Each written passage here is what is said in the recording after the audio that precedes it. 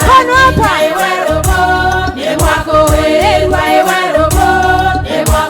Cheza na kanyo marambara kinya toisia ya nondo marambara ki mosio yo munana marambara ki ewerobo ne mwako mwererwa Wapi makofi ya kina mama? Tuwapigie makofi kina mama. Tuwapigie makofi kina mama wakiongozwa na Karimu. Ne wero Bwambi, Bwambas, Karokemi Kabas. Asante Karemi Bruno. Thank you. Asante sana. Asante. For now, we want to go to the next segment, that is the regional coordinators. And please, because of time, I would urge you to just say hi and that's it. Kwa sababu mambo ambayo yamewakilishwa na hao wengine, maybe ni yale ungetaka kusema. Kwa sasa, the BUS regional coordinators from Embu, let's welcome Engineer Michael Kio Ireri. Ni kusalimiana tu, alafu uketi. Mr. Michael, where are you? Na natumai kujeni karibu. Solomon Ouko kutoka Kisumu, karibia tafadhali hapa kwa jukwaa.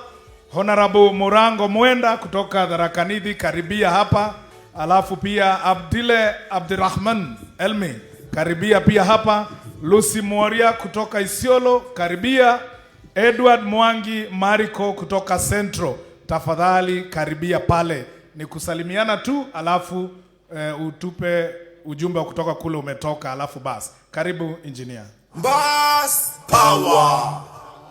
Our party leader and chairman, Honorable Kevuti, na delegates habari zenyu nyinyi wote. Kwa majina ni Michael Kio kutoka kule Embu, na mimi ni muhadisi. Kwa ufupi sana, I speak on behalf of the people of the region that I represent. Na nasema nyinyi wote mkuje mwingia kwa BUS tufanye kazi pamoja. Secondly is to commend our leaders for not listening to the ground. They have been bold enough to show us a direction. Ama namna gani? Hawa tu peke yake Kenya mzima ndio wasikizi chini, wametuambia barabara ni hii ndio tutaelekea na tunakubaliana nao. Ama namna gani? Asanteni sana.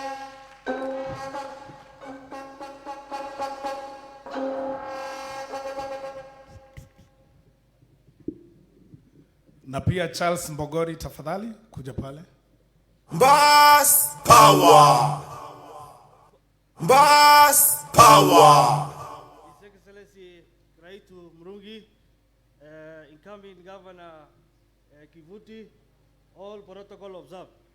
Mimi naitwa Mohamed, natoka far east of East Africa, Mandera, kule huko nini. Na sisi ni wafugaji. Wafugaji tunatoshana kitu kama BUS ambaye tunaweza weka ngamia yetu. BUS power. Ndio tunaweka si kitu kama hata wheelbarrow haitoshi sisi. Ni BUS tu ndio inaweza kutosha. Sasa inshallah hata tulikuwa friends wa Mount Kenya zamani. We are friends to them economically. Mira zao zote tunauza, why not politically? Why? Kama tunauza hizo bidhaa, tunachukua hizo bidhaa ya economic ambaye inabadilisha maisha ya watoto na kulipa shule, why not siasa? Tuko tayari, tuko kwa BUS, sisi wote itatutosha because BUS ni kubwa na inatoshana kila mtu pembe zote za Kenya. Na the other thing, BUS champions Devolution. Sisi wengine yetu tumeona lami since Devolution ilianzika. Sasa na BUS ina protect Devolution na nini. Sasa ukiona mahali mimi nilitoka, Mandera saizi inakaa kama nini, lami kila mahali imejengeka. So inshallah tutakuwa pamoja, tutapeleka BUS wafugaji wote, tutaongea lugha moja na tuweke BUS mbele. Asanteni sana.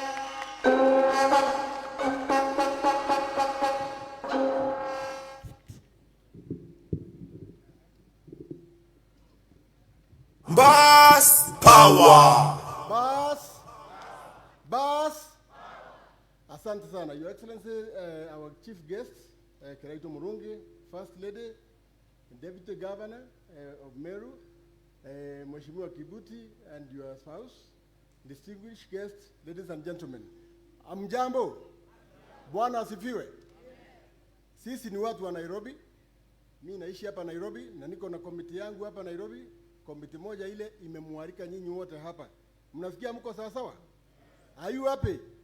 Na mbona naona kama mnalala mtibui makofi. Ni kweli His Excellency na grupu yake NEC walituchagua hapa watu 20 na tumekuwa tukifanya kazi ili kuandaa hii na tunafanya kazi na watu wake na tunakushukuru sana Your Excellency. Now, let me give you a promise, Your Excellency, and your team. The Nairobi team says this: we have the resources, we have got God with us, and God tells us this, that we are going to conduct a very massive and aggressive recruitment drive. The end result will be, the bus will have minimum of 6 MCAs in Nairobi. Mbus power. And the minimum 2 MPs in Nairobi. Hiyo tu ndio promise yetu na sasa let's compare notes in September next year. Asanteni sana.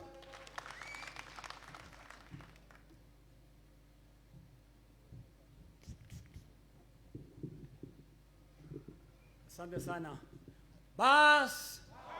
Mbus. Mimi naitwa Murango Mwenda. Mimi ni wakili na nimetoka Tharaka Nithi. Na nina furaha ya kwamba leo Mbus imeguruma mara nyingine ikiongozwa na wakili mwenzangu Kiraitu Moronge. Na sina shaka ya kwamba yeye ni kiongozi ambaye ana uzoefu wa kutosha wa kisiasa. Na kujipanga kwetu hakumaanisha kwamba tuna chuki na mtu yoyote. Mko tayari ninyi? Haimaanishi ya kwamba tuko na chuki na mtu yoyote. Sisi tumeamua kujipanga na tuseme ya kwamba tuna haki ya kuwa kwa serikali na kupeana uongozi wa kitaifa. Nataka nieleweke niseme ya kwamba hii chama ya Mbus sio regional party. It is a national party. Ndio sababu mmeona hata wale ambao walikuwa watumbuiza hapa walikuwa wametoka pembe zote za taifa letu. Kwa hivyo kutoka hapa sisi wana delegate wa Mbus na muomba tukirudi kule kwetu nyumbani Mbus ifike kila pembe la taifa letu la Kenya.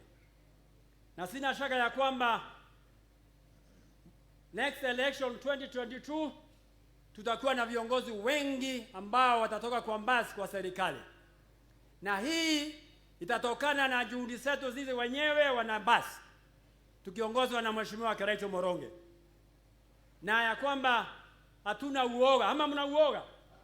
Mna uoga yote?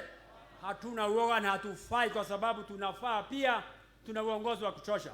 Mungu ambariki na tuendeleze chama chetu bila uoga popote Kenya hii. Asanteni sana.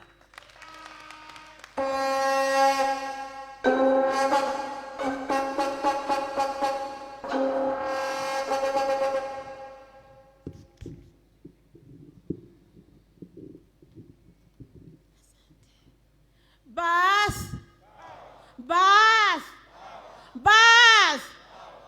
Kwa majina naitwa Luce Moria kutoka upande wa Isiolo. I'm the regional coordinator Isiolo County.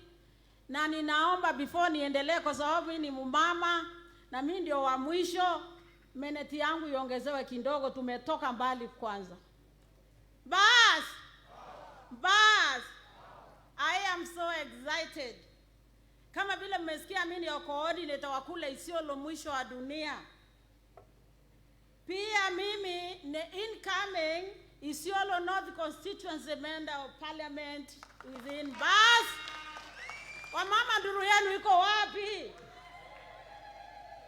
Sasa kwa vile mimi ndio naongoza timu ile inatoka kule Isiolo, ningaliomba watu wangu wa Isiolo ambaye leo hakula wamelala ndio waingie ndani ya bus, msimame nyinyi yote mahali muko muonekane. Pigeni hao, mupo? Isiolo mupo? Mupo? Tuko kwa bus. Tumeamua. Asanteni sana watu wangu. Ningeongea mengi na nimeomba niongeze 2 minutes only, very quick. Mimi nimesema kwa nini tuko hapa leo. Tuko hapa kwa nini? Kwa kuzidua chama cha Devolution Empowerment Party. Political party ni nini? Chama cha kisiasa ni nini? A political party is an organizing group of people who seeks to capture power through election in order to run the affairs of a country and influence political affairs. Are we together? That is where we are here. Devolution Empowerment Party, DEP, is therefore our very own political vehicle to negotiate for Mount Kenya interests in the government of the day. Tuliambiwa hivyo. In my case, this will be my vehicle to negotiate for the interest of the people of my Isiolo County constituency as their MP. Kwa nini DEP? Why did I choose DEP and there are so many other parties? Niliamua DEP pamoja na watu wangu wale tumeandamana nao kwa sababu number 1, katika ile manifesto ya DEP, number 1, DEP seeks to ensure devolution functions and resources to be devolved units to be implemented as required by the Constitution. Si inafuata katiba yetu. Kwa hivyo inataka mali na power ipelekwe kule chini. Kwa hivyo kitu ilinigusa na nikauzia watu wangu hiyo na ikawagusa. Ya pili, DEP's number 1 aim is to provide leadership in transforming Kenya into a prosperous and united country. Ni nani hataki umoja? Si tunataka umoja. Kule Isiolo sisi ni kama Kenya kwa sababu kila kabila liko kule. Kwa hivyo nikifuata chama ambacho kiko na ile lengo ambayo ambaye ile chama iko naye, si hata mimi nitaunganisha watu wangu wa Isiolo. Power. Bas. Power. Ya tatu. Na DEP will, hiyo ndio kwanza wa mama msikize. DEP will vigorously defend the rights of women, children, and people with disability. Power! DEP! Kama tumeona Makarena akiwa hapa, anaongea chama vile imewatambua na tumewaona hapa. Si wa mama tumetambulika. Na ndio sababu mimi nasimama hapa. Kama mama kutoka region, ninapewa kazi ya kufanya kazi ya region coordinator. DEP! Power! Asante sana. So, wamama nisikia nduru yenu. Asante.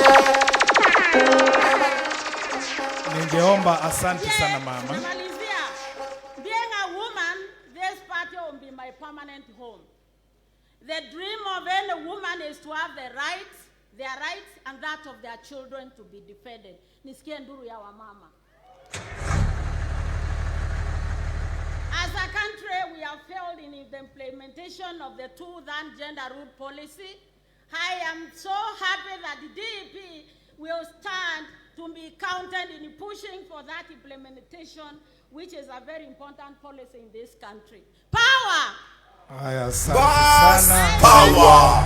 My party will stand in the gap. My party will stand for the Kenyan woman. Asante sana. Ningeomba tafadhali. I have the last message for our party members. Ningeomba tafadhali kwa sababu ya muda uniruhusu. Nimalizie. Party members. Party loyalty and faithfulness is number 1 in this party ndio tuweze kuendelea. We are privileged to have a leader who is brave, educated, experienced and consultative, and who knows everything about siasa. Asante kwa sasa tumpigie makofi zaidi.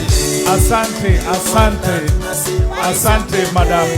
Asante sana. Wacha tuwape wengine tafadhali wakati wa kuzungumza kwa sababu muda umesonga sana. Asante. Tumpigie makofi tafadhali. Asante. Yule mwingine alikuwa azungumze baada yake. Ningeomba tu asante mam. Yametosha. Tumpigie makofi ya mwisho. Asante, tumeyasikia. Na wengineo tafadhali, let's keep it very brief. Karibu. Mbus power. Mbus power. Mbus. Kwa jina mimi naitwa Mwangi Mariku, na mimi ndio umesikia na represent kule Central Kuu pande wa Murang'a. Mimi nalima majani chai kule, lakini mimi naishi Naivasha. Leo wakati nilikuja, kuna mambo machache niliulizwa nikuja ni confirm. Nyinyi mnajua hii Devolution Empowerment Party simbo zake ni bus. Si mnajua hivyo? Na mnakumbuka Governor Kiraitu Murungi alikuwa na party ilikuwa inaitwa Alliance Party of Kenya. Mnaikumbuka? Na watu wa magazeti wakaandika bus imetolewa miguu. Mnakumbuka?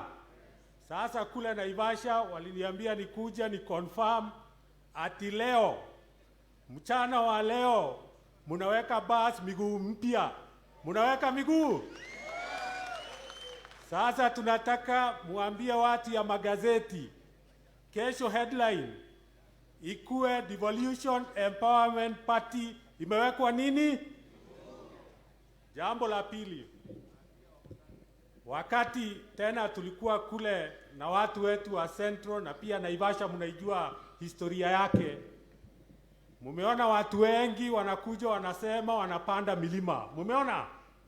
Si watu wanakuja wanasema wamekuja kupanda mlima. Wengi wamekuja na vifaa zenye tunawaambia milima haiwezi panda, lakini hawatuelewi. Mumeona hiyo?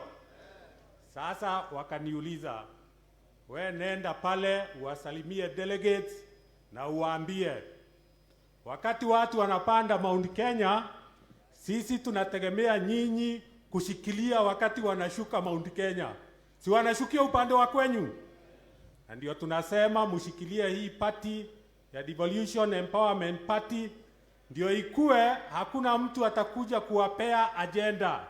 Nyinyi ndio mtatokea na nini? Na agenda. Asante. Jambo la mwisho, hawa vijana wakikuja kwa mkutano kama huu kila wakati wanauliza mambo ya kazi na vile watasaidiwa.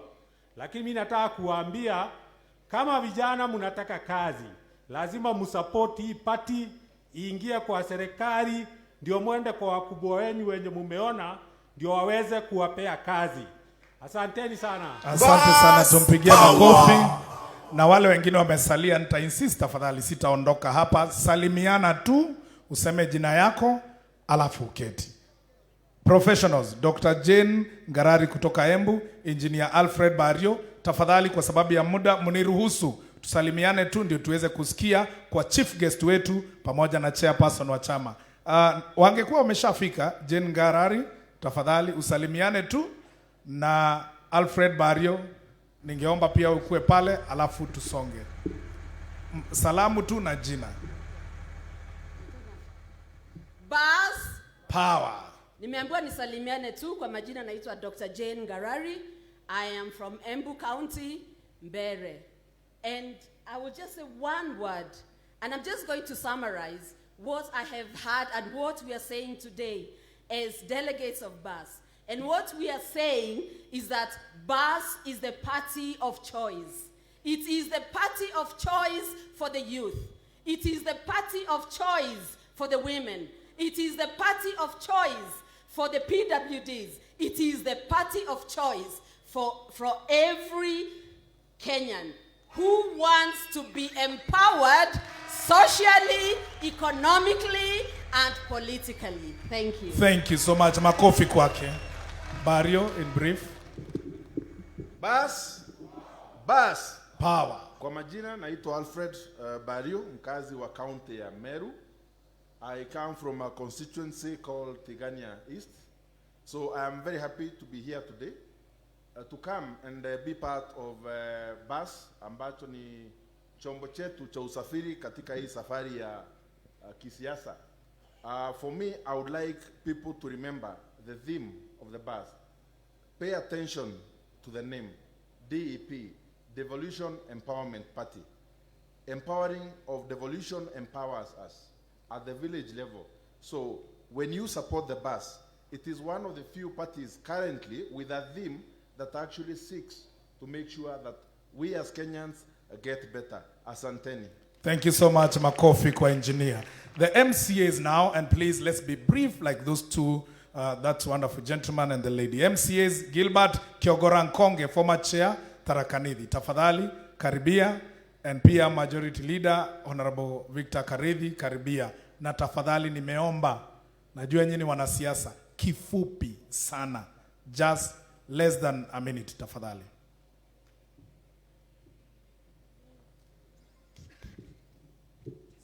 Mbus power. Mbus. Mbus. Majina ni Kiogora kutoka Tharakanithi. Ile Tharakanithi unajua ndio ufanya uamuzi wa Kenya hii. Kweli ama sio kweli? Ningependa kusema ya kwamba kama kuna chama iko na bahati ni chama ya nini? Chama ya nini? Tharakanithi tuko ndani, na ningependa kuhakikishia kwamba waliokuwa wakisema Mbus iliuzwa, Mbus haijauzwa. Ile kitu ilikuwa wazee wawili wakiwa wamekaa chini, kama vile unaona mzee Kiraitu na mzee Kebuti, sio? Huwa wanaona mbali sana kuliko vijana wakiwa wapi? Mbus ilikuwa imewekwa ili economy itengenezwe, Mbus ichukuliwe, kila mtu abebwe, tuingie ndani mpaka serikali. Asanteni. Tumpigie makofi. Mheshimiwa Victor Karidhi, tafadhali in brief kama hao wengine. Michael Kariuki wa Embu, Grace Wangare kutoka Nairobi, na Joseph Kaberia Arimba. Tafadhali karibieni ndio tusipoteze muda wa kutembea. Karibia pale chini. Mbus power. Harambe. Mbus. Harambe. Mbus.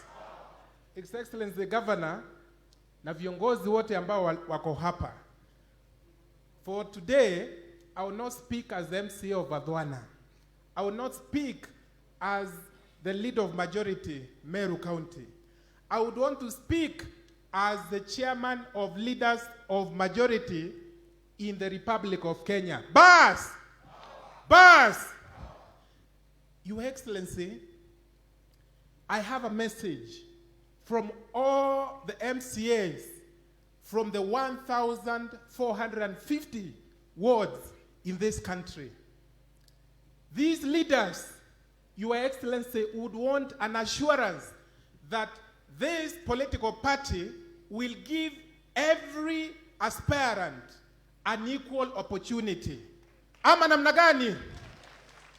Your Excellency, this political party should address all the needs of the people from Kilifi, the people from Mombasa, people from Kisumu, people from Garissa, people from the entire nation.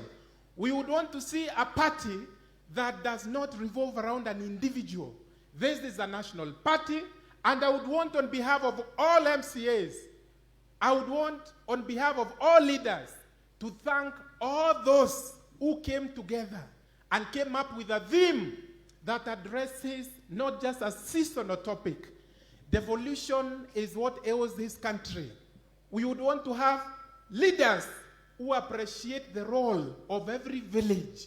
We would want the herders, we would want the fishermen, we would want the farmers of this Republic of Kenya to get an opportunity. Without national leaders respecting the devolution, we will not be getting it right. So, His Excellency Governor Kiraitu Murungi and all the leaders who are associated with this political party, we would want nobody to be stigmatized. Those who are in other political parties are now welcome to this party. We should not condemn anybody because this party was not available before. Those who are in other parties are now welcome. Ama namna gani? Kabisa. We should not condemn anybody or brand them any other party. This party has begun today. Those who are in other parties are now welcome. Let us start a journey together. Kwa hayo mengi, nataka kushukuru all the MCAs who are here. I know there are several from Nairobi. I know a number of them wanted to speak from Nakuru. A few friends of mine from Kisii are here. Let us embrace this national party. Asanteni sana. Thank you so much, Mheshimiwa Karevi. Mheshimiwa Michael Karaoke, please, very briefly.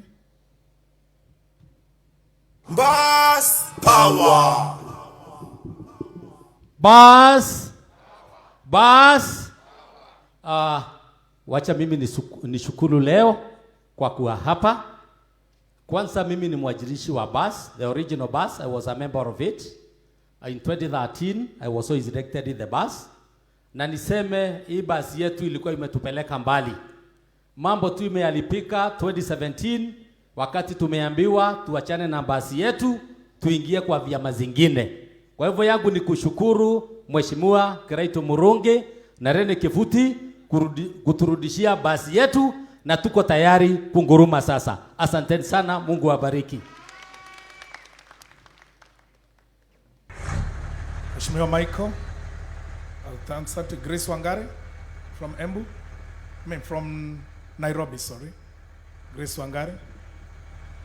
Karibia. And then Honorable Joseph Kaberi Arimba, please get closer to the stage down there so that we rush this program.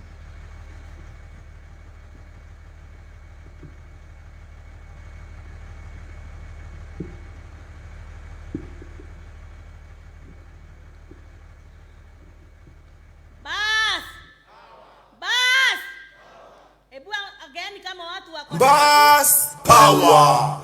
Mfanye Mbus kama watu wako na power ya Nairobi. Mbus power. Asanteni sana. Karibuni Nairobi kitu ya kwanza.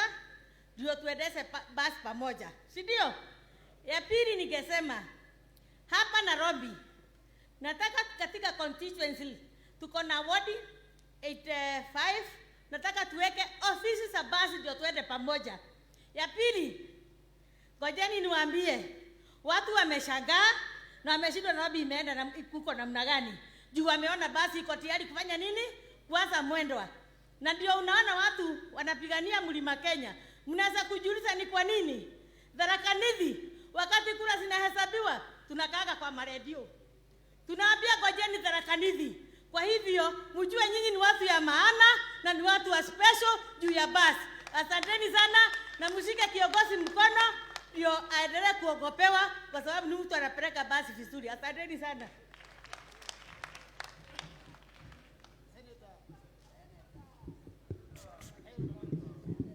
Asante sana. Mbus. For the sake of time, our party leader and my governor allow me not to dwell on protocols. Firstly, mtaniruhusu tu niombe waheshimiwa wote wa mbunge ya Meru wale tuko nao hapa wasimame tu tuwatambue tafadhali. Just rise on your feet, we appreciate you.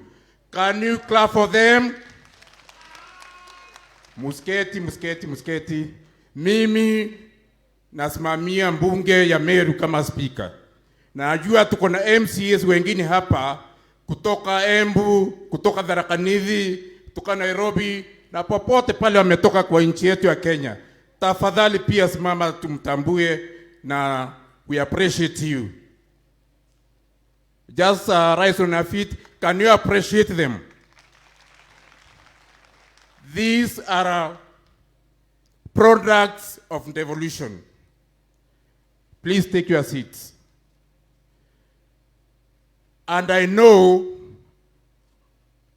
my governor and the party leader, that wale wako hapa leo, our delegates na rafiki zangu, wengi wao wameoja matunda ya ugatuzi. Sitasema mengi. Jina ya chama chetu ni kupatia ugatuzi nguvu. Devolution Empowerment Party. And as a product of devolution on my part, tumetoka mbali na Mbus from the year 2011, tukakuja kwa Jubilee, na sasa tuko kwa Mbus yetu. So my request is, leo hatuko hapa kusema mambo yetu ati tunagombea hii ama hii. Leo ni kupatia chama chetu nguvu. Nikaenda huko Samburu kwa harusi, nilikuwa nimealikwa huko, tukaenda na marafiki zangu, tukakuta kuna barbecue, ng'ombe yote imechinjwa, iko kwa moto, it is rolling there. Tukaambiwa karibu lunch. Sisi tukaketi hapo kuletewa chakula. Tulikuwa tunaona kila mtu anaamuka na kisu yake, anakata nyama pale anaenda kula. Mwingine anaamuka anatoa kisu yake, anakata nyama, anaenda kula. Ni moja tu aliyotuonea huruma, akaenda akakata nyama kidogo, akatuletea hapo tukakula. Tafakari hayo. Hii party yetu ni kisu ya kukata cake ya nini? Ya national resources. Kama utakuwa na kisu yako kama hii yetu ya leo, sijui kama tutapata kitu. Tukiwa wana Kenya, let us sharpen our knives, and by that ni kupatia Mbus nguvu. Sitasema mengi, utakuwa na siku ingine. Mimi nimesema niko nia na nguvu ya kufanyia kaunti yetu ya Meru kazi kama senator, ili niendeleze nini? Ugatuzi. Na niletee gavana wangu pesa nyingi ili aweze kuendeleza nini? Ugatuzi. Asanteni sana, Mungu ambariki. Asante sana Kaberia. We also would like to recognize the presence of Professor Peter Kagwanja. Tafadhali simama uevie watu wakujue, ulitusaidia kutengeneza basi ya kwanza. Ndiye huyu hapa pande huu. Tafadhali tumpigie makofi Professor Kagwanja. Asante sana. Kwa sasa umefikia wakati ambao ningependa tusikie kutoka kwa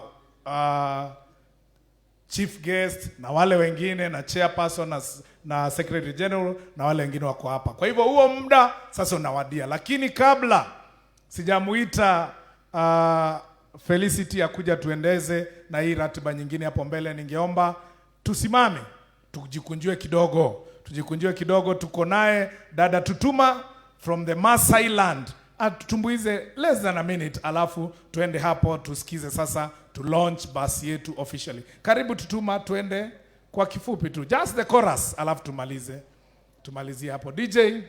DJ Firestone. Peperusha kidogo basi. Haya. Are you ready?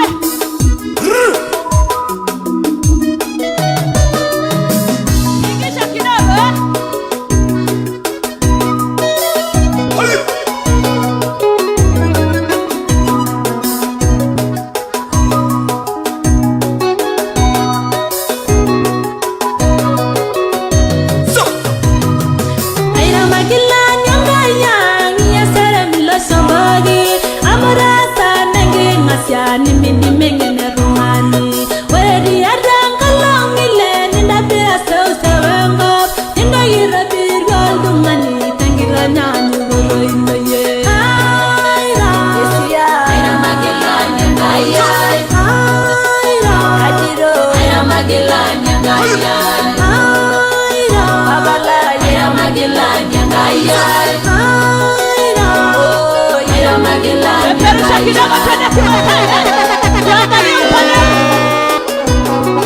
Tani margi ya ila shiraga ninge modu ala singaino, ena ni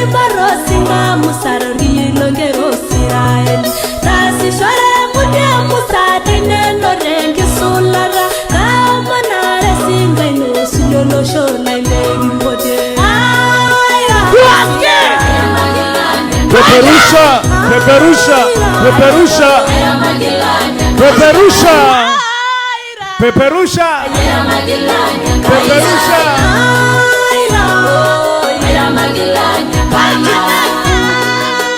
Peperusha, peperusha tukimalizia, peperusha tukimalizia, tukimalizia kwake tutuma. Bas, bas. Haya, asante, asante, asante, asante, asante, asante DJ. Let me welcome my co-MC now, Felicity Biriri, atuendeleze kwa ratiba iliyosalia. Karibu. Mbus power. Mbus power. Asanteni sana, tuliwaahidi. The phoenix is rising from the ashes. Like the great eagle, the Mbus has taken flight. Powerful, independent, formidable, and very, very deliberate. Power to the people, resources to the people, decision-making to the people, pesa mashinani. It's time to get back to our true north in these pseudo times. Real independence, real equity, real justice, real empowerment and development, real servant leadership, real prosperity, with the guiding principles of inclusion and consideration, collective reasoning and interrogation. What are the issues affecting us? What is in our best interest? What are our priorities? Who do we align with? And why do we align with who we align? Let me now call some of our special guests today so that we can receive their greetings and well wishes. It is an honor for me and a great pleasure to welcome our special guests, starting with Honorable Emilio Kadhuri, the incoming Deputy Governor, Embu County, kusalimia delegates wa Mbus. Mbus, Bwana Emilio Kadhuri, tafadhali. Mbus power. Mbus, nataka kusikia na nguvu. Mbus, Mbus power. Thank you. Habari zenu nyote. Mimi nimesimama hapa kwa majina, mmesikia naitwa Mheshimiwa Emilio Kadhuri, former MP Manyata constituency, na wakati nilikosa kuchaguliwa na kura ya kutosha, mimi nilikuwa nimeamua liwaro liwe nitakaa kwa Mbus, na nikakaa huko, na hata nilipoanguka siku kuwa na sababu ya kusema ati kulikuwa na makosa. Nilikaa huko, na wakati Mbus imerudi, mimi ni mmoja wa wale ambao wamesikia furaha mingi sana, mingi sana, kwa sababu nimeona Mbus imerudi kwa shangwe na nderemo. Mbus, na wacha niwaambie kitu moja. Ukienda kwa mtu akiwa na nyumba yake, vile tumejenga hii yetu, akiwa mzuri sana, atakwambia ukae kwa varanda, ukinyeshewa juu yako. Na sisi tuko na nyumba yetu. Tukienda kwa wale wengine, utawekwa kwa varanda, huwezi ingia kwa bedroom, huwezi ingia kitchen, vitu yote imefichwa huko, utakuwa ukiwa kwa hapo kama maua. Sisi ni lazima tukubali, hatuwezi kuwa tunazungushwa vile ugali nazungushwa kwa sufuria na mwiko. Lazima tukae tukiwa tunajua tuko wapi. Na niwaambie, kuna nyama ambayo inachomwa ikiwa imechanganywa matumbo nini inaitwa mutura kiembu. Ikiwekelea kwa jiko inazungushwa vile yule mpishi anataka. Mnataka tuwe namna hiyo? Hatuwezi kubali kukaa kama mutura. Na ya mwisho, Waembu walisema muruira kwene ndekaga atia moruira kwene ndekaga atia tutigetikire kuthie kwene tukaruira kuo nondo tutikabora kironda. Asante sana, Mungu awabariki.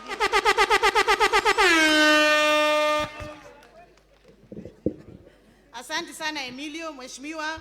I now want to call the next speaker, Zeiruk Ahmed. Zeiruk Ahmed, tafadhali.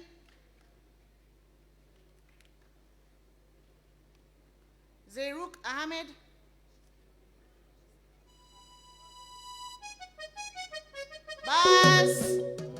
Bus. Tumeambiwa bus iko na kila mtu. There is space for everybody. Ile imekuja hapa leo ikiwa ndogo tunanunua ile kubwa zaidi. Hiyo ikiwa ndogo tunaongezea ingine. Tunaweka mbogi, tunaweka trailer. Inaongezeka. Bus is the place for everybody to be. There is space. Mbus power. Mbus power. Yay! Bus. And when I say power, you say power to the people. Bus. Power. Tulikuwa tunataka kusema many times, but because of the time, tuna observe. Okay, kwa majina naitwa Zeiruk Ahmed, and I'm one of the NEC officials. At least tunaona basi imetoka mbali. Really basi imetoka mbali. So, and good afternoon first of all. I would like to appreciate each one of us who made this contribution in a way or the other to make this meeting a success. So, asanteni sana.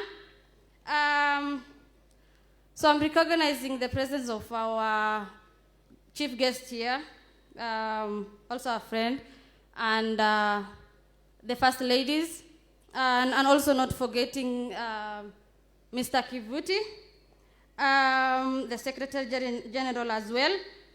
Devolution Empowerment Party exhibits in all-inclusive forum to participate, to appreciate gender party and the marginalized community in the management of the bus.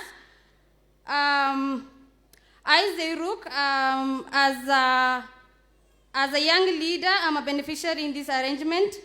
I'd like to thank you guys for the trust you have for the people of Northeastern.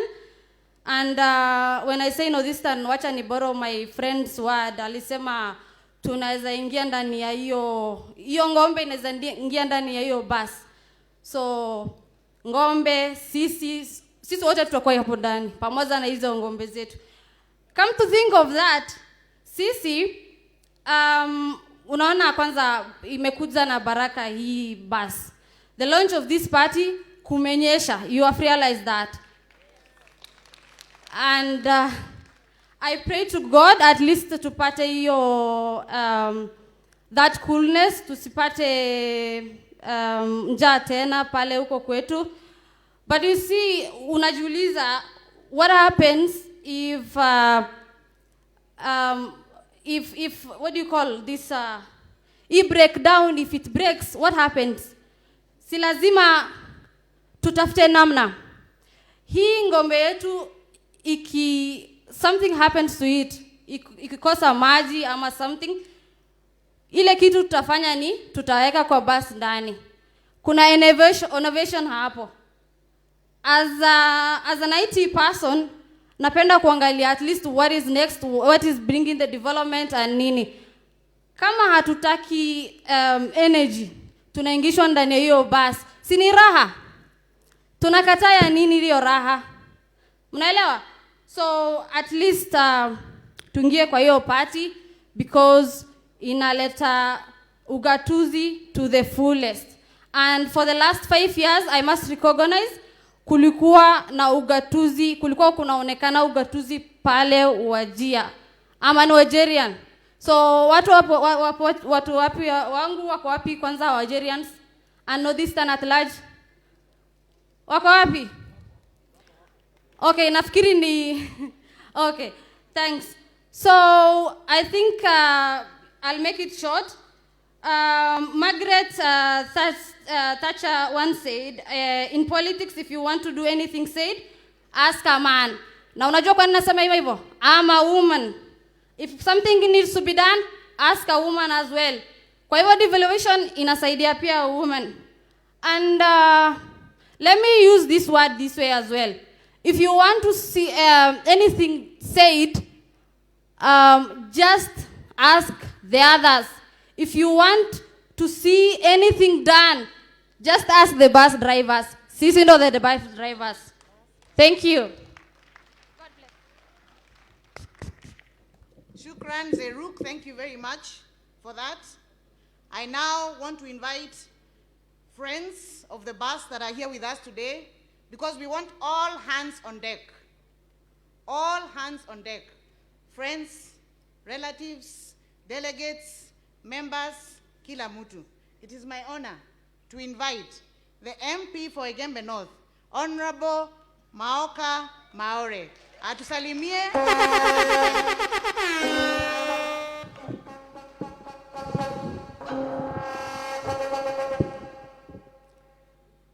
Aya, niwasa nitoe salamu za kila mtu. Mbus power. Mbus yangu haitakuwa mrefu. Ni kidogo tu. Mzee Your Excellency Governor Meru, as the party leader, alinialika kwa hii kikao na nikasema ninafika tena haraka. Na kufika kwangu ni kusema timing for any move you take matters quite a lot. So for me, niliposikia rafiki yangu wako na hii sherehe, nikasema wacha nikuje nishuhudie as a majority deputy whip in the National Assembly in Jubilee. Ile nyote najua mulikuwa ni kusema hakuna hasira ama makasiriko kwa Jubilee sababu ya Mbus. Na nilipokuwa ninafika hapa, najua asubuhi gavana waliongea na mheshimiwa Raila Odinga tukiwa huko Nyeri, na akamwambia ako na hii sherehe na akanituma na salamu zake niwafikishie. Na pia najua alipokuwa anatayarisha, tuliongea pia na rais tukiwa na yeye, na akasema he wishes you well. Mumepokea? Sasa kwa hizo zote ni kusema timing ile nimesema, nikimalizia, mulisikia kuna hiyo matusi ilikuwa kwa hewa. Hii matusi inaenda kuanza, haitaisha, so musiogope. Kwa matusi, even in the Bible, remember Zechariah 13:7, you strike the shepherd and the sheep will do what? So ukisikia kiongozi anatukanwa, sio kiongozi anatukanwa, ni wewe. Ni nani? Lakini hiyo yote ni kusema tutaweza kufaulu. Na hiyo huko kwetu mali tulikuwa na hiyo vita za zamani, kulikuwa na wakati wa uvamizi walikuwa wanakuja wengi. Wale morani wamekuwa na ile mikuki kali. Kuntu wetu wa Kiengo, pero bare ya Kiengo na ira mpere cha matumo na miungenga tu nyini inge barengwa haja ibare ya Kiengo na ira mpere cha matumo na miungenga tu nyini inge barengwa Mbus. Bas, thank you very much, Mheshimiwa, for those words, encouraging words. I now want to welcome the next friend of the bus, a great friend of the chief guest, who also happens to be his deputy in the county of Meru, Deputy Governor Titus Ntochio. Karibu, DG.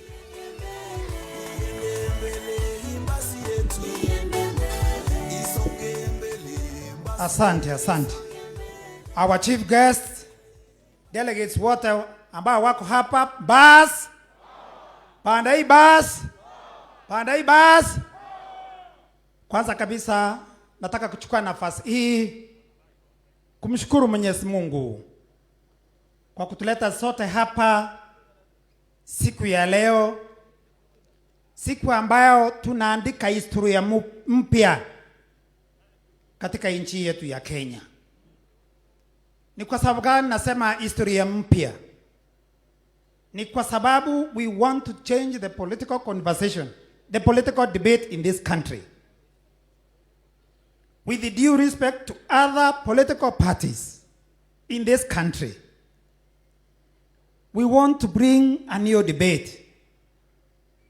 And this new debate is about what this country aspired to do in 2010 when we changed our constitution and introduced devolution. Tukasema lazima tuwe na serikali za ugatuzi.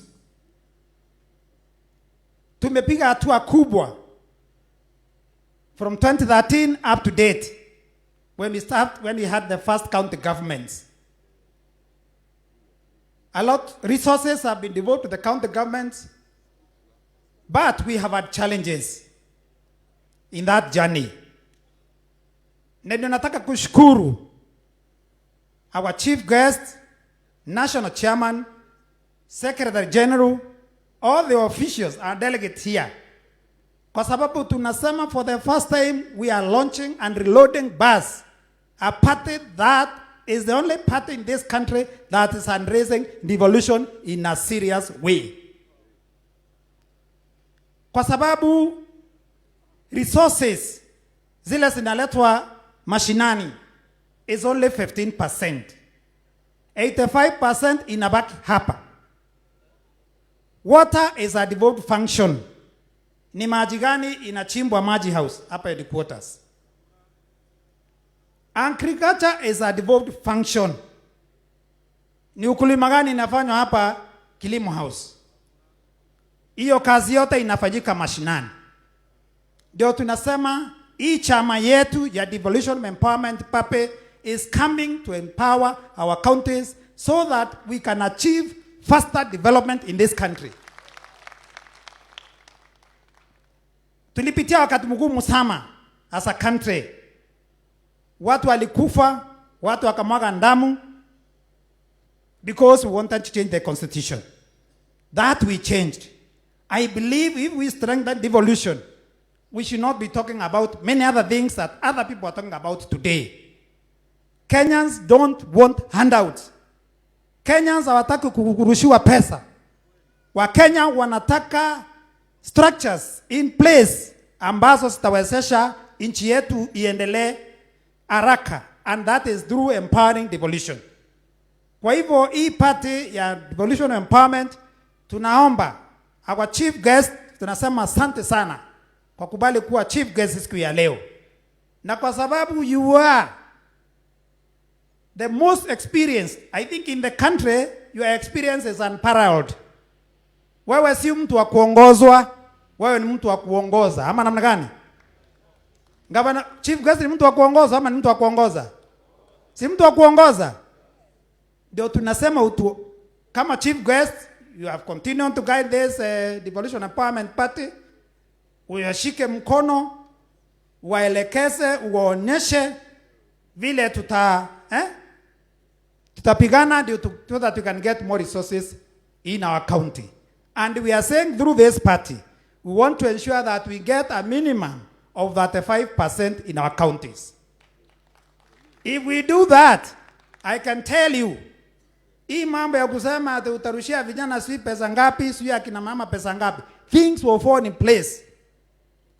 Through 35%, you will empower women, you will empower people with disabilities, you will empower youth, you will empower kila mtu.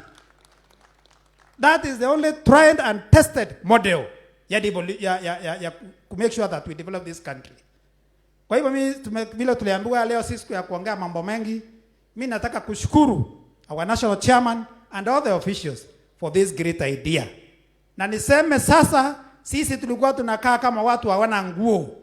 Tulikuwa uchi. Sasa tuko na nguo yetu, ama namna gani? Na hii nguo tutakaa naye milele na milele. Hii ni nguo tutatembea naye Kenya mzima. Na pahali popote tutaenda, sisi tutauza zera zetu za ugatuzi. Na tutauza zera zetu na njia ya heshima. Nimefurahi nimeona delegates kutoka Mombasa, kutoka Kisumu, kutoka Mandera, kutoka kila mahali. Tutatembea kila mahali, tutaheshimu viongozi wengine. Na sisi tunaomba pia tuheshimiwe. Party yetu iheshimiwe. Viongozi wale watatembea kwetu na kila mahali, waheshimu vile tutawaheshimu. Ama namna gani? Kwa hivyo mimi nataka kuomba ninyi nyote Kenya tuingie kwa hii chama, manake this is the only party ambaye iko na agenda serious ya development of this country. Na niseme hii Devolution Empowerment Party, nimesikia, nimeongea na officials, nimesikia itakuwa na structures not only at the national level, itakuwa county level, sub-county level, ward level, mpaka polling station. Kwa hivyo the party itself would be devolved all the way to the polling stations. Kwa hivyo mimi nataka kumalizia nisema asanteni sana. Kila mtu aingie kwa Mbus, wakati wa kuingia kwa Mbus ni saa hii. Na kama sio sasa ni sasa hivi. Ama namna gani? Kwa hivyo sote tuingie kwa nini? Mbus! Mbus! Asanteni na Mungu awabariki.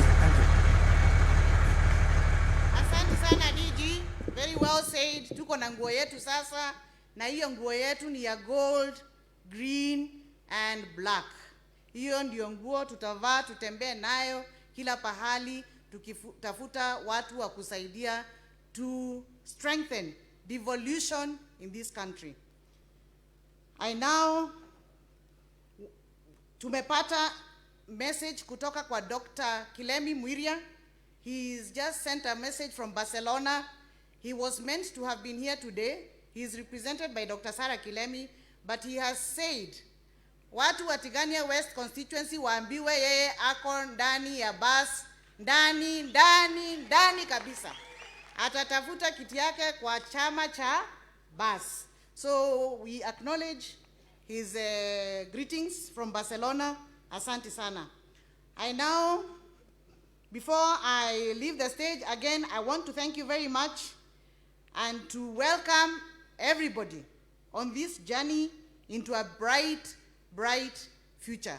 I now want to call our able SG, Secretary General of the Devolution Empowerment Party, Mr. Mugambi Imanyara, to give his remarks, to welcome our chairman, and the chairman will welcome our chief guest. Asanteni sana, Mungu awabariki.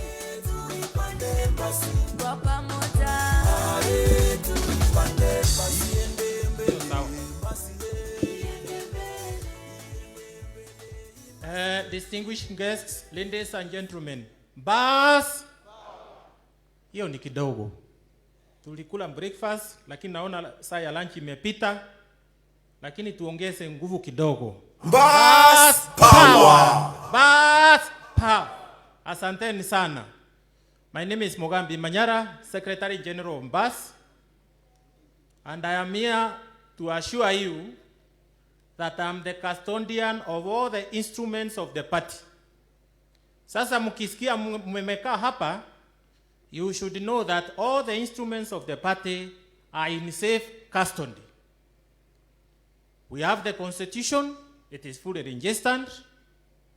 We have the symbol Mbus, it is fully registered. We have the party colors, which are black, green, and gold. They are fully registered. We have the party slogan, party to the people, power to the people. It is also fully registered with the office of the Registrar of Political Parties. And I would like to clarify one issue. There are some people who are confusing what we are wearing with yellow. We are wearing gold. Tumesikizana? Wapi makofi ya hiyo sababu mmesikia wengine wana. Now, we are ready, the Mbus is already completely certified to be safe. to take us on the next journey, which is a journey to prosperity. Kwa hivyo nataka zote tuingie kwa Mbus, tuanze safari ya kwenda mbele. Na sisi tunataka kwenda kama timu moja. So the moment we leave here, tukirudi pahali tumetoka, from every corner of this republic, you have seen the whole country is here. We are going to go with one message that we want everybody to enter the bus because we must be in the next government. I think I don't have much to say because everything has been said, but I will tell you that within the Secretariat, we have a big team of interim officials who have been making the arrangements for this function, and I would like them to stand wherever they are, muaone, na you at least appreciate the work they have done so far. Muko wapi, Secretariat? NEC members? NEC members, tafadhali pahali uko, simama. These are the NEC members. Makofi kwao. With those few remarks, it is my pleasure to invite your national chairman, Senator Lene Kevuti. Karibu mheshimiwa. Thank you very much.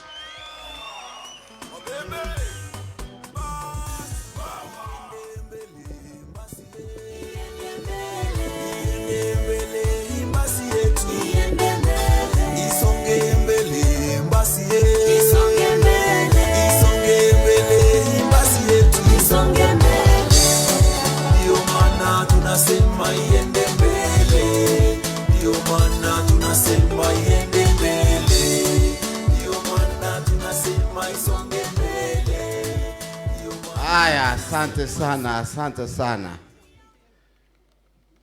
Wana Mbus, mko tayari? Mbus! Mbus! Power! Asante. Sasa, with all protocols observed, first, I want to welcome you. To welcome you, muingie Mbus. Na najua, hata nikisema welcome you, tulikuwa na shinda nyingi sana the last 1 week. Watu wakipiga simu, wale wanataka kuingia Mbus. Embu County peke yake, tulikuwa na watu 20,000. Wale walikuwa nataka kuja. Sasa je, wangekuja wote? Najua Meru lazima walikuwa wengi zaidi. Si ni kweli? Na kwingineko, mpaka huko Kiambu, Kajiado, Wajir, Mombasa, Kisumu, Kericho, kila mtu anataka kuingia Mbus. Lakini Mbus kwa sababu haikuwa imeguruma, itaguruma leo. Na kuna mtu najua ako na kifunguo hapa karibu na mimi.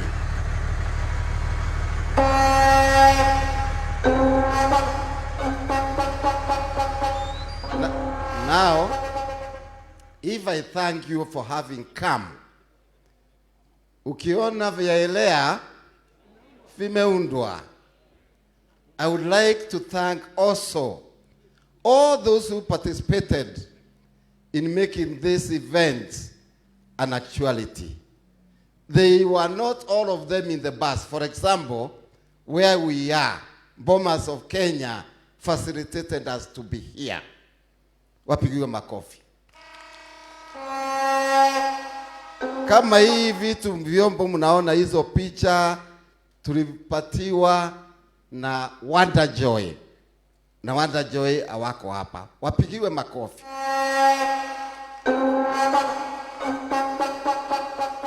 Maybe you may not be aware. Vile tunaongea sasa iko live on TV. Citizen, sio TV moja, lakini ile kubwa mnajua ni Citizen. Si ndio? Kuna ingine inaitwa Mlima, TV47 na Wero TV. What is happening here, they are watching live. Na wale watu wako na kamera huko watapeleka NTV, KTN, media house yote wapigiwe makofi. Sasa sisi tujipige makofi kwa kuja. Na ya mwisho, kama kuna mtu nimesahau kuthank, I thank him by saying thank you to everybody who made this facility, who made this occasion be actualized. Ya pili,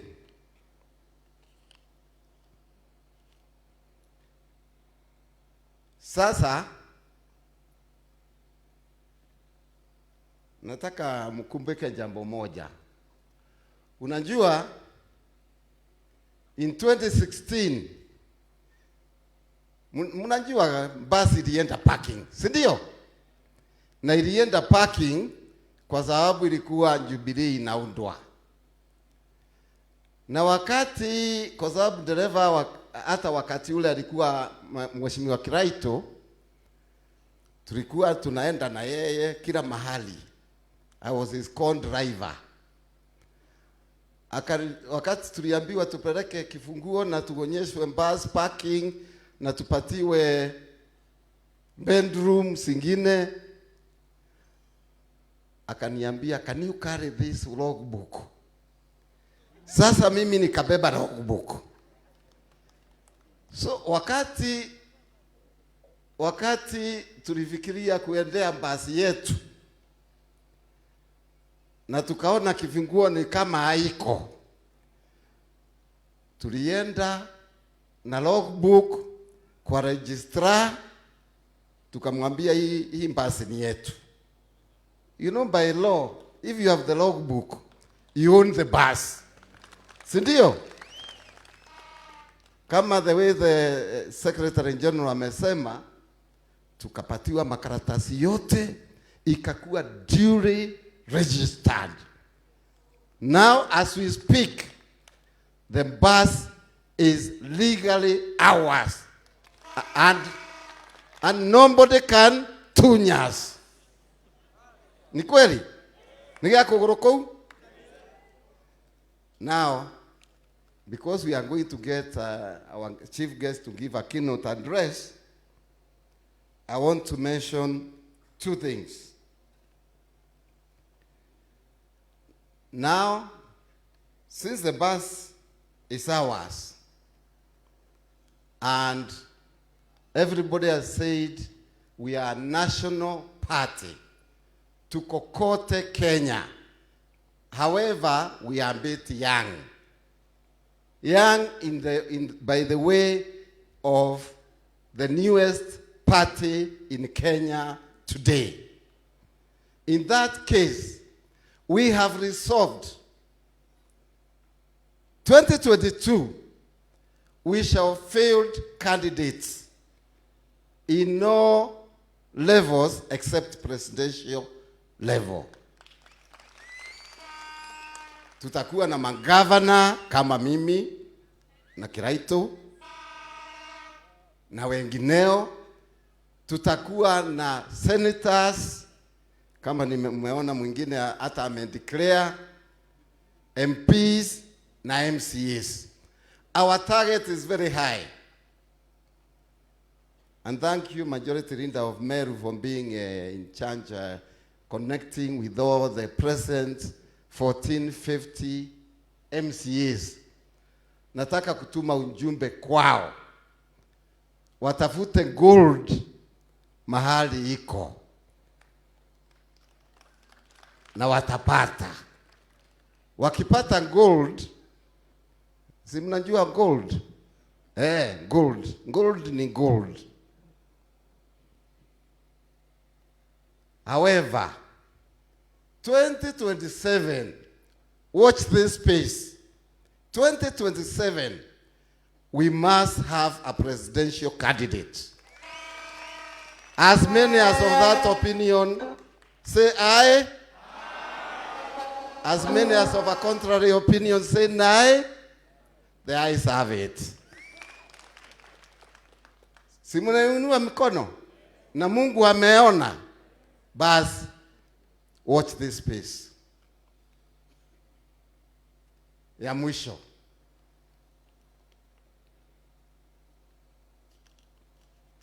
Let me see.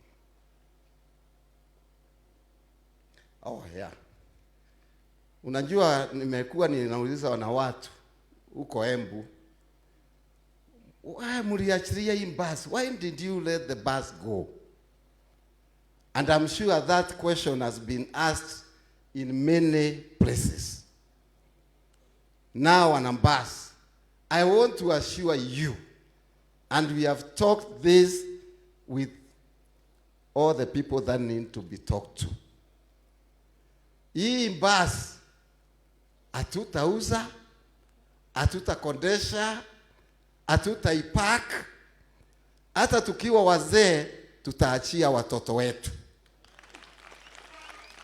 Nao waachie watoto wao. Milele na? Is that a resolution? Hebu nione na mkono. That's a resolution. Atuzi basi. Now, I want everybody to stand up.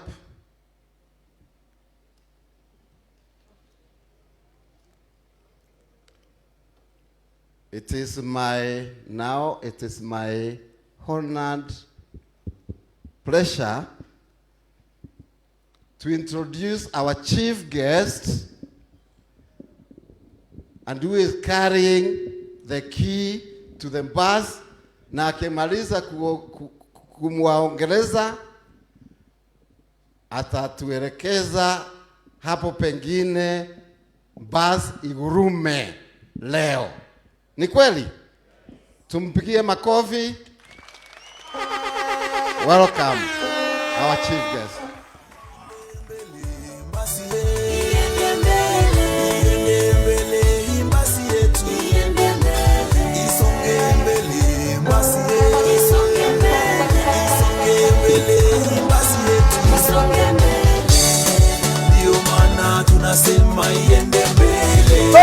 Twende kila mtu weka mkono hapo sasa. Twende tu. Ati nini? Ndio maana tunasema iende mbele. Siko na nguvu. Basi iende mbele. Ionyeshe ni ya Wakenya wote, twende hivi kila mtu. Ni ya Wakenya, basi kuku nyuma. Twende huku mbele tena. Ndio maana tunasema iende mbele. Sema tena. Ndio maana tunasema iende mbele. Omberu County. Ndio maana tunasema isonge mbele. Kisumu. Ndio maana tunasema. Are you ready? Sasa ni hivyo kidogo. Nguvu basi ya power, maendeleo kote mashina. Nataka boss. Ati boss. Ati boss. Wapi hapo basi? Kama kila mtu basi. Basi. Basi. Basi. Wote tuone kienda mbele, inua basi iende mbele. Inua basi juu kabisa. Kenya nzima. Weka juu kabisa. Isonge mbele imbasi yetu. Wewe kila mtu. Tunabariki kiongozi wetu. The crocodile is easy to go. Bariki viongozi wetu wote. 1, 2, 3 DJ. Wapi kelele kwa Kiraitu Moronge?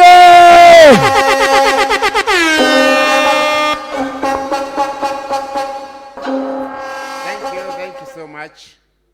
Can we appreciate the national chairman of the bus? Bus power. Bus. Bus. Bus.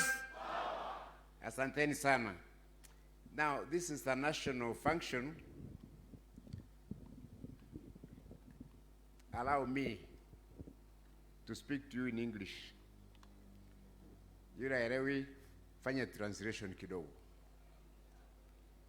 The national chairman of the Devolution Empowerment Party, Senator Rene Kivuti, the Secretary General, Mheshimiwa Mogambi Imanyara, all NEC members, members of parliament, kiongozi na rafiki yangu Mauka Maore, who is here with us, the speakers, MCAs, na viongozi wote ambao wako hapa siku ya leo, amjamboni.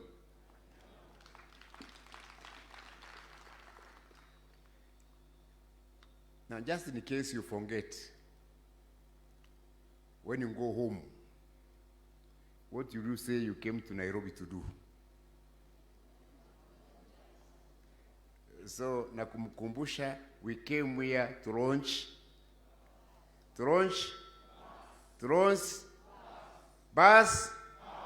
bus. Even if you forget everything else, remember that. I must say, this is one of the happiest days of my life. I feel greatly honored to be invited to be the keynote speaker on this historic, game-changing occasion.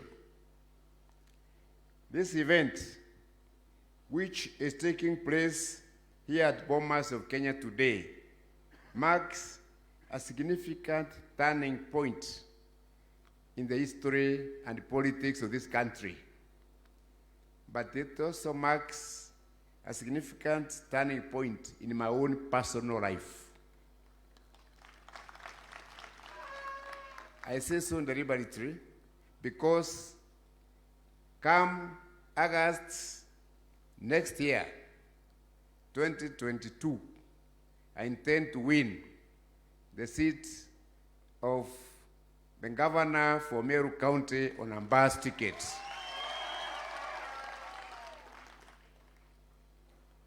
Today, I've been invited to speak as a keynote speaker.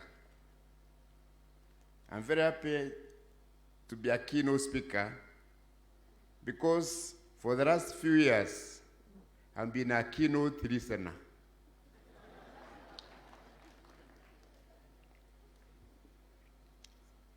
In the past, I was known as the bus driver, but I lost my job. Today, I'm very, very happy that the bus is back, so I'm going to get my job back.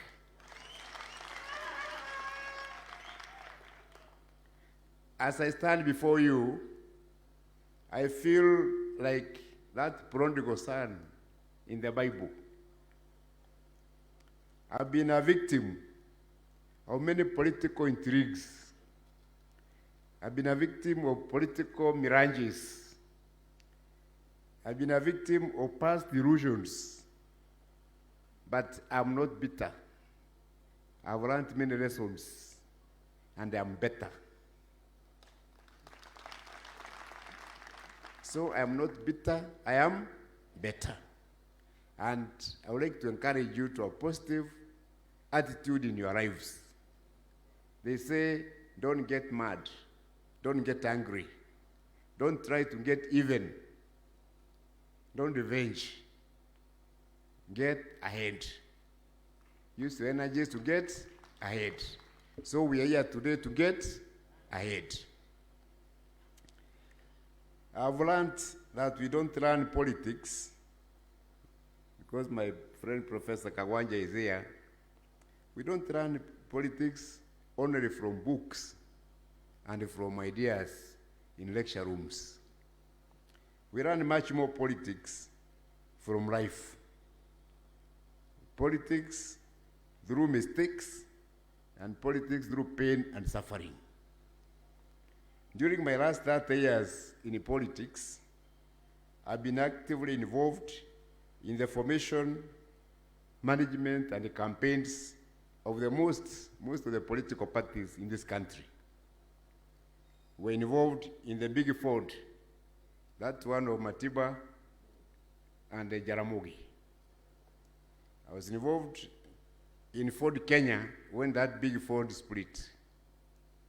I was involved in the formation of Safina. I was involved as a strategist in the Democratic Party of Kenya. I was involved in a party which was there before 2002, which was called NAK. And then I was also involved in another big party called NARC, NAC, of 2002. Then, when it split, we are the ones who formed NAC Kenya. Then after NAC Kenya, we formed PNU. Then after PNU, again tukawa na shida ingine, so we formed APK, the old bus. And then we founded the old bus and formed Jubilee. So I've walked all that journey. And in the process, I've learned many lessons. I want to bring all those lessons to the bus.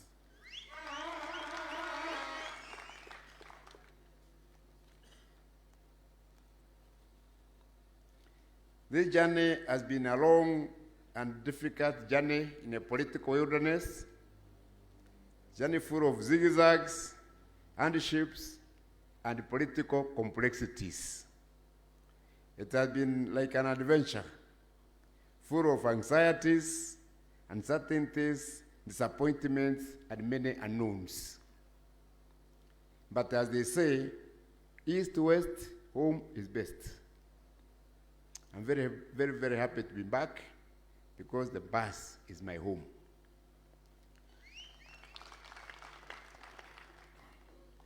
We have not assembled here in this hall today to come and cry and lament about the past. We have come here to re-energize ourselves. We have come here to strengthen ourselves, to refocus, and redefine our political path into the future. The story of mega parties in Kenya, of which I've been an active participant, has been an endless song of sorrows. No mega party has survived beyond a presidential election. All the very big parties are big just before the elections and during the presidential elections. After that, they all disappear. Many of you, the older ones, remember a party like Fonda Siri. Sirikuwa kubwa. You could not walk Nairobi without talking Fonda Siri in 1992. But the party rose and fell with the late Kennedy Matiba, Jambaito. Isn't it? So many parties have followed that trajectory. The more things appear to change, the more things remain the same. Politics has been reduced to our old intrigues of survival tactics. Recently, we have seen the old politics of cash and food fights coming back to this country. Many of our people are captured by forces of fear, forces of hatred, forces of poverty, forces of helplessness and voicelessness. The culture of fear and silence is creeping back into our society. The political environment has been poisoned with too many lies and cheap propaganda. Our politics is full of rumors and conspiracies. It's become too noisy, too messy. This is the political paradigm that the Bas Party has come to change. Kenya is too diverse to be contained in a single narrative or a single political party, however large or inclusive. The space for mega parties is shrinking. Given our ethnic structure, and demographic equation of this country. No single political party can garner 50% from one vote and win any election on the first round. So as a country, time has come for us to accept the reality of our political future of coalition governments, like the case in Germany. Political parties are necessary, so we can't wish them away. They are necessary because no single dreamer, however bright, can bring change alone. A political party is a vehicle for interest aggregation and interest articulation. The Mbus is our vehicle for aggregating and articulating our own interests. In the past, we have lost our bargaining power and became mere bystanders and spectators in the national political game. This will not happen again. The Mbus will be a strong voice in a post-Uhuru political dispensation.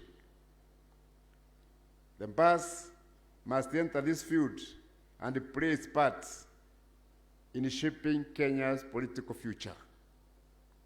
We are entering a critical season of political negotiations and political bargaining. The Mbus cannot afford to be left out of those negotiations. We should join a coalition with like-minded parties so that we can also sit at the negotiation table. The Mbus will be guided by its own interests and not by interests of others. We shall try as much as possible to be in good terms with all persons, but the Mbus will chart its own independent political path.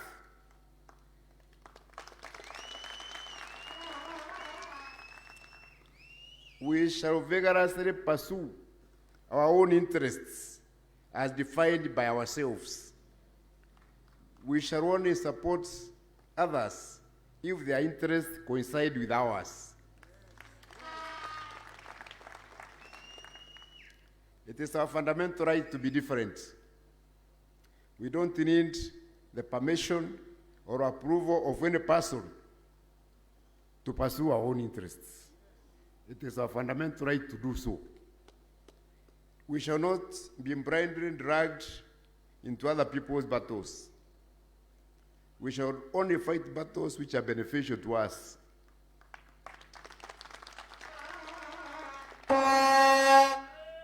We shall also fight battles which are in the fundamental interests of all the people of Kenya as a whole, as a public. As is made very clear in the Mbus Constitution and the members' handbook, which you have, the party will vigorously fight for transfer of more resources to the counties. Mbus party will prioritize increasing the equitable share of the counties from 15% to 35%. We shall prioritize creation of the World Development Funds. We shall prioritize the financial empowerment. I know what I'm saying, not empowerment generally, financial empowerment of women. We shall prioritize financial empowerment of the youth. And we shall also prioritize the financial empowerment of people living with disability. The Mbus Party will promote creation of wealth and prosperity and uplift historically disempowered segments of our society, especially the farmers, who work very hard and are paid very little.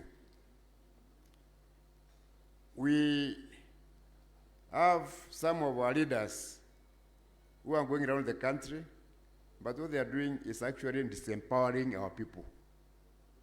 The Mbus Party will empower our people.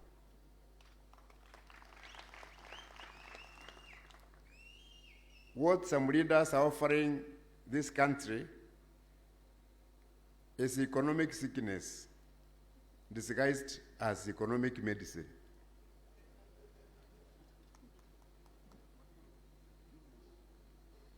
The Mbus Party rejects a culture of tokenism, empty promises, and endless journeys to nowhere. The Mbus Party will be a voice of the people, deeply rooted in our villages. We shall seek conversations which are realistic and practical, and seek lasting solutions to famine, unemployment, and poverty in this country.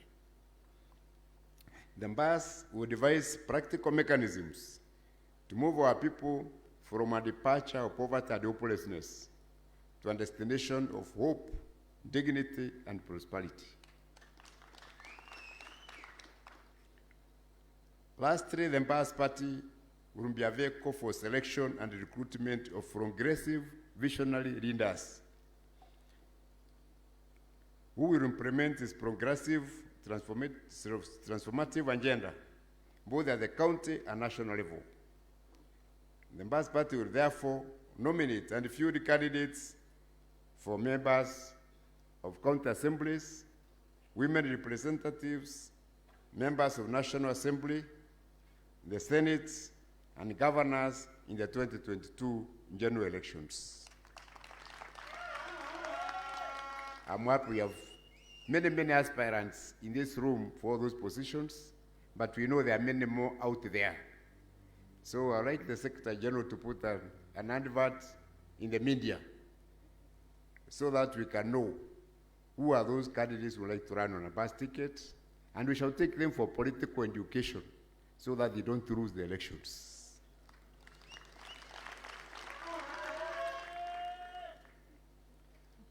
We know we are not ready because we have just come into the scene. We were registered the other day. We are not ready to fight for presidency at this time. So 2022, we are going to choose which presidential candidate to support. But 2027, a Mbus candidate will be on the ballot for presidency.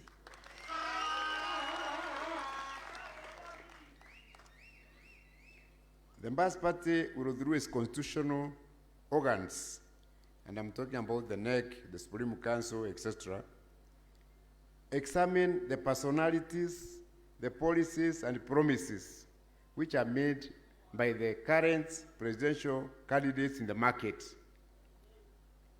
And after the internal debate about each of those candidates, we shall democratically decide which candidate to support. So we have not decided who it is now. But as a party, we are going to have an internal debate. We see which of those candidates will best promote the interest of the Mbus, and that's the candidates we are going to support. As you know, I was in opposition for many years. But I made a decision. I will never be in opposition again.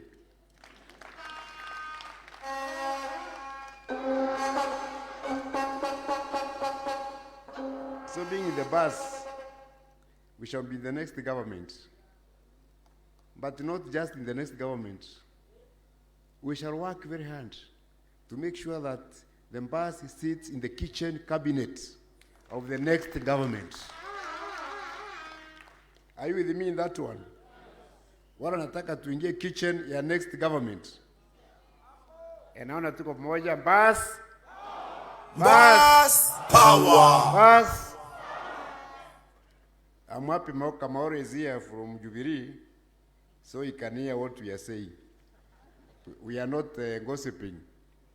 We are going to work very hard to make sure tuko huko ndani.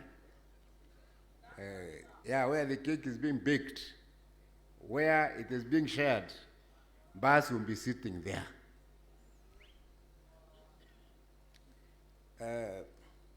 I know tumekaa sana.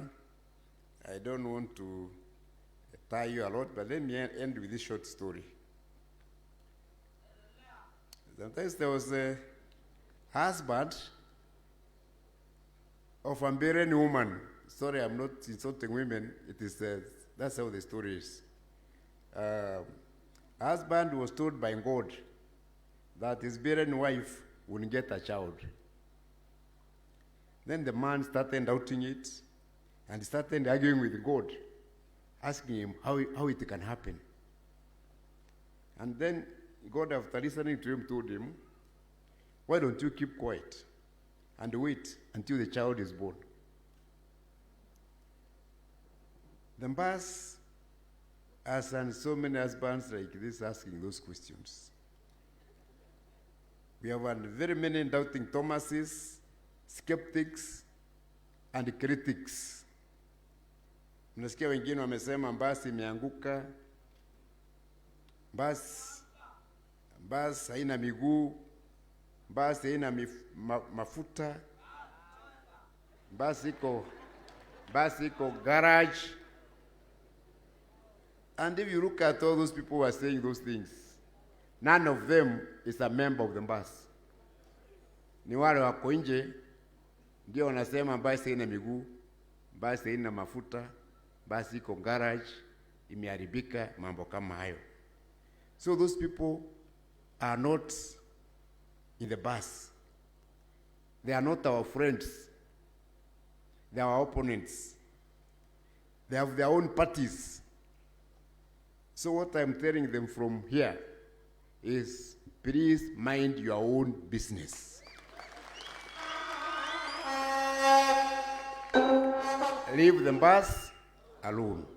Leave the Mbus alone. Kama ina mafuta, it is me who will know where to fuel. Isn't it? Yeah, so I'm very, very happy that you have all come here, you're excited, and I have no doubt. Basi kiguruma haitasimama tena.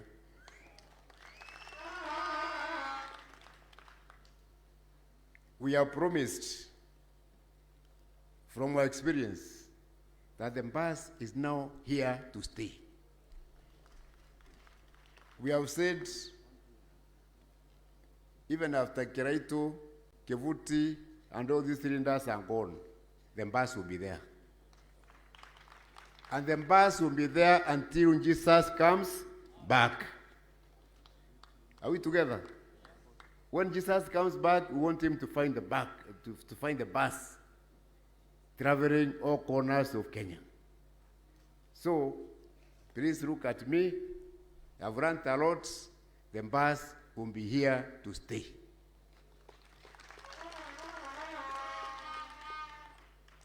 Now, because we came to launch the Mbus today, and we have to do it, allow me to thank you all. May God bless our Mbus. May God bless you all, and God bless Kenya as we launch the Mbus today. Asanteni sana, Mungu awabariki.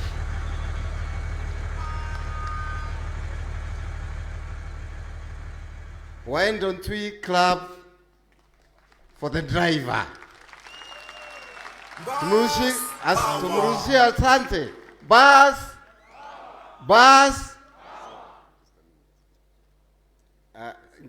He wants to tell you something else, but before he comes in, there's one more resolution I want us to make. Kwa sababu tumeanza hii Mbus, what is the next step? Mtoto akizaliwa lazima apatiwe maziwa, lazima akue. In short, I would like us to make 2 resolutions. One, in the next 8 months, we must grow our membership by at least 2 million members. And by 2027, we plan to grow the membership to 20 million members. As many as of that opinion say aye. As many of our contrary opinion, no. The ayes have it. Thank you, Mr.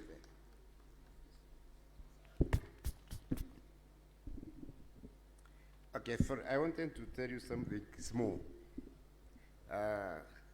When we were sworn into cabinet, I think 2003, there was a gentleman from Mombasa, God rest his soul in eternal peace, called Mheshimiwa Karisa Maitha.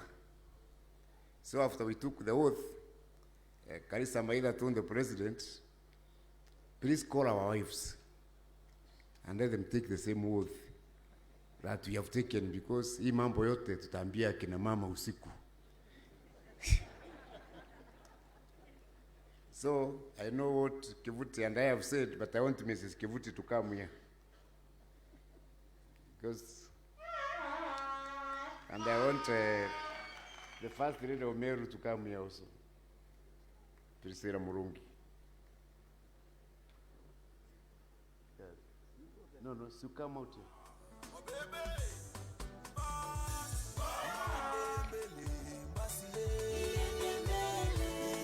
I want this.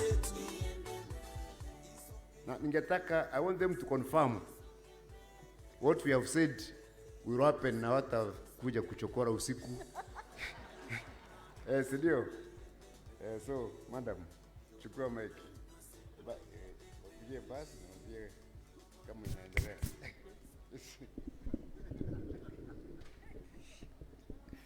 Bus, power,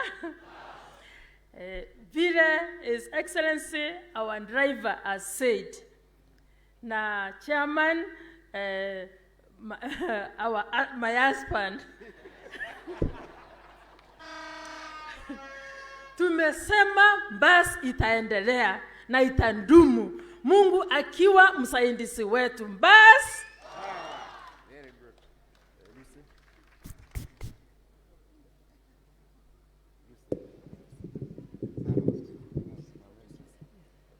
Bus, power, bus. Lucy Wanjan Tochu, second lady, Meru County. Nataka kushukuru nyinyi wote kwa kujoin bus. Me na first lady will be working together to campaign for bus. Muingie na mkirundi nyumbani, welcome hao wengine kwa bus. Bus.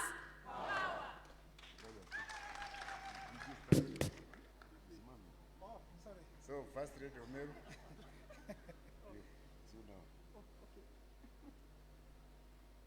Bus.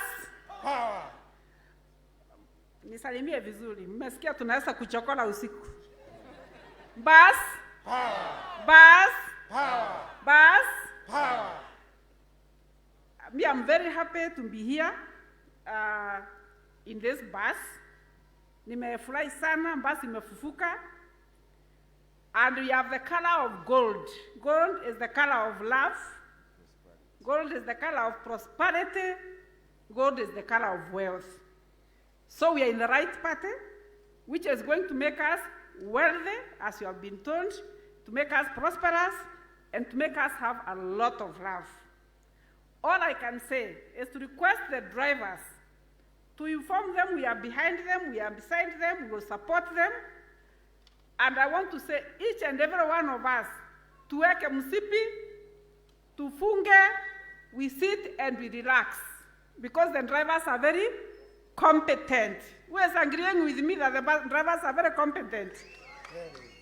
Kwa hivyo, ukiingia kwa bus, hata unaweza kulala, because itakufikisha where you want them to go safely. So we want this bus to drive us to the right destination, to make us achieve what is it that we have been wanting to achieve in this country. So for the party leaders, we are confirming, we are in your support. We will keep on supporting you. And as you have been told, the bus is so big, it will fit everyone from every corner of Kenya. Thank you very much. May God bless you. Asanteni sana. Just as a message.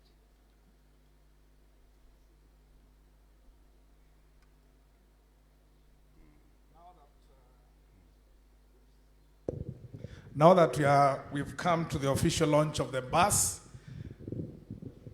I will ask Your Excellency the Governor to come in front. Pale mbele kuna kamba, very soft. Usivute kwanza. We are going to do together the song Laingo. We are going to start, let's change that one. We'll start with the Iende Mbele. DJ, Iende Mbele. Ningependa uanze kuipiga because after this the Governor will go with our chief guest, achukue ile kamba, najua munaiona. Then you are going to pull it, as we say, you officially now launch the bus. And all of us, please, ningeomba tusimame kwa sababu tumefikia kilele cha sherehe yetu. Tuimbe pamoja basi iende mbele, alafu tutaweza kulaunch bus officially. Iende mbele basi iende mbele basi yetu isonge mbele basi Kila mtu apeperushe bendera tafadhali ya basi. And all the neck members, vile tulianza ndivyo tunamalizia.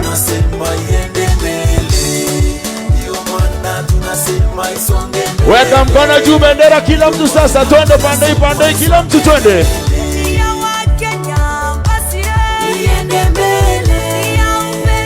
Weka bendera juu. Iende mbele. Weka hapo sema twende ati. Ndio maana tunasema isonge mbele. Ndio maana tunasema iende mbele. Okina mama. Ndio maana tunasema isonge mbele. Okenya nzima. Ndio maana tunasema aya. Dereva pale. Basi ya power. Weka mkono juu, weka ngumi sasa, twende hivyo. Dereva na steering. Ona vile kaderea anavyoona, twende. Weka nini? Power. Boss. Ambos. Ati boss. Dereva wetu. Wapi kelele Kenya? Mbele basi ye. Wapi kelele basi wewe? Weka mkono juu twende. Iende mbele basi yetu. Twende kwa ndio maana tunasema makofi ya juu twende. Ndio maana tunasema iende mbele. Piga makofi ya juu. Ndio maana tunasema isonge mbele. Ati nini? Sasa tunaipeperushia twende. Basi yetu iko mpaka na mabawa twende.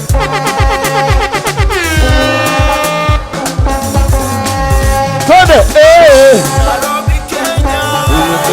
Tuipande basi. Tuipande basi. Panda basi hivyo twende. Tuipande basi. Tuipande basi. Tuipande basi.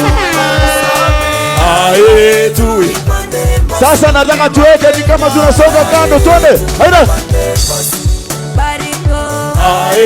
Tuipande basi. Tunabariki viongozi wetu na chama chetu. Jesi pokea ukua huko pia. Inua chama, inua chama, inua. Lipua. Oh, basi yetu. Twende bazukizo kidogo, are you ready? Twende.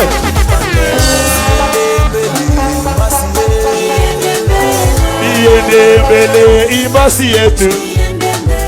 Iende mbele. Weka hapo bendera, zungusha sasa twende. Weka ndio ukiingiza. Ndio maana. Power. Boss. Nyonyesha huku wewe. Ambasiye. Boss. Karisi mwana wa Mwembu uko wapi? Twende kazi, twende nijazie ingine. Karisi mwana wa Mwembu. Are you ready for Karis? Twende kazi DJ. Wapi kelele? In the mix right now. Twende Mugithi yetu, twende Mugithi yetu, ongoza Mugithi. Waigire mbali atapaki ngitoze inge.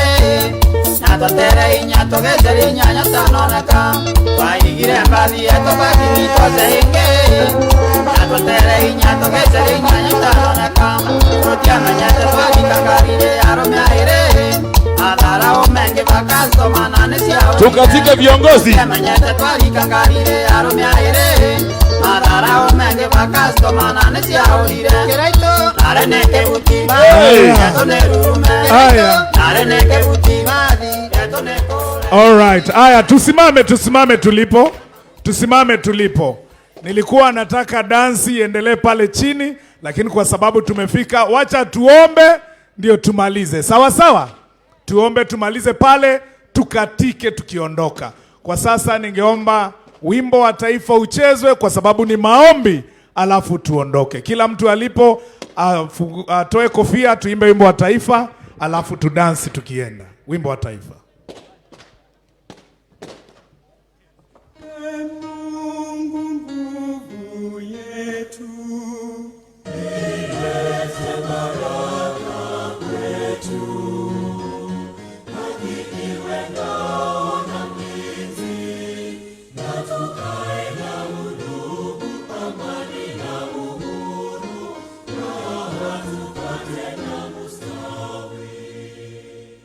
Asanteni sana, Mungu awabariki.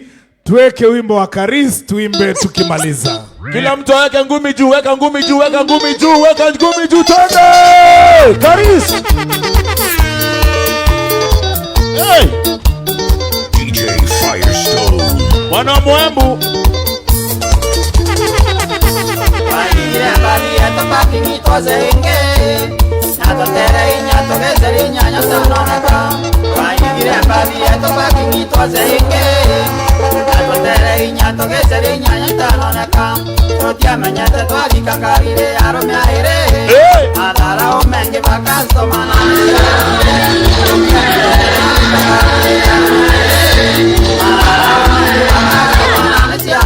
Karis!